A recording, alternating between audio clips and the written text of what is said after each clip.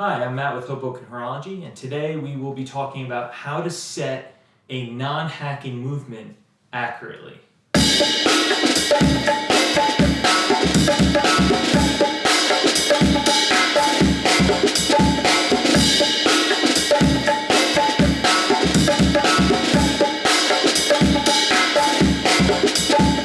right, how do you set a non-hacking movement?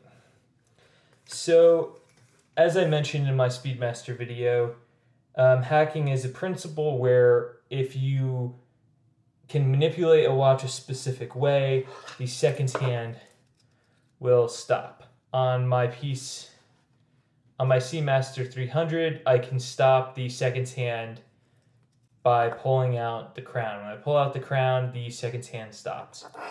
So let's use the Seamaster 300 as a reference for our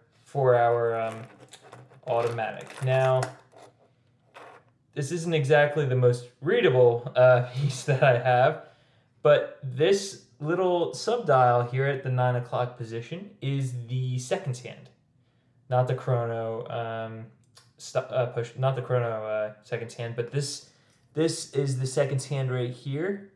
So it is locked at 32 seconds. Now, how do you stop a non-hacking movement? You can't. It doesn't hack. That's the whole point. But what's happened here is that this watch has run out of wind. Unfortunately for my guide, you will in fact need a watch that's completely dead. It has to completely wind down. Most watches are about 42 hours. I believe that my Seamaster 300, I believe it's a 60-hour power reserve, which is pretty good.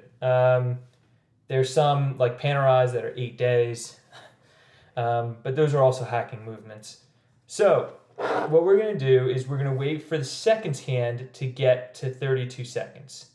This, let's say, is my reference, right? This is the most accurate piece I have, so I'd usually use a digital clock, but okay. So we're going to get up to 32 seconds, and what I'm going to do is I'm going to wind this as soon as it gets to 32 seconds. So it's at 31. I give it a quick wind of the wrist, and what I'm doing is I'm tripping the rotor to wind the movement. And so I basically started a wind, but you can do it on my Mark III. I've tested this up to the second, because what's happening is as soon as that rotor gets a wind, it gets the if I had the display back, I could show you. As soon as that rotor winds, it's winding the mainspring. So the mainspring is winding, and the pallets start moving immediately, of course, and the balance is going to go in each direction a certain amount of times. I believe the most common is 5, so it would be 5 beats per second. I'm not sure the beats per second on this specific piece, but it basically, the pallets, as soon as they start moving, the second hand is going to begin to turn. So because I've done it at that exact time, you will see that the seconds hand on my Seamaster and the seconds hand on my Mark III are almost in sync. Now, I did this one a second fast, but if I had waited that exact second and had did it on that exact second, they would be synchronized pretty well. I mean, right now they're pretty good. This, knowing Speedmasters, is probably a little slow. It probably has a slow... it's funny, the first time I got it, I wound it and wore it, it was 30 seconds off. And it didn't matter to me because it's an automatic chronograph. But, it's pretty close. It's very, very close, especially for a non-hacking movement. And then, of course, that's all that matters is the seconds hand. Because after that, whoops, that's the date. Let's pull out again. And let's quickly set this guy. We are coming up on 11:47, so I will go to 11:47. I will wait for that seconds hand to go right past. I usually go a few seconds after. I don't set directly on the 12. It's just something I've always done.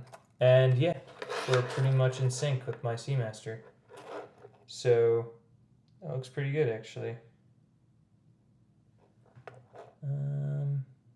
Yeah, that looks pretty good.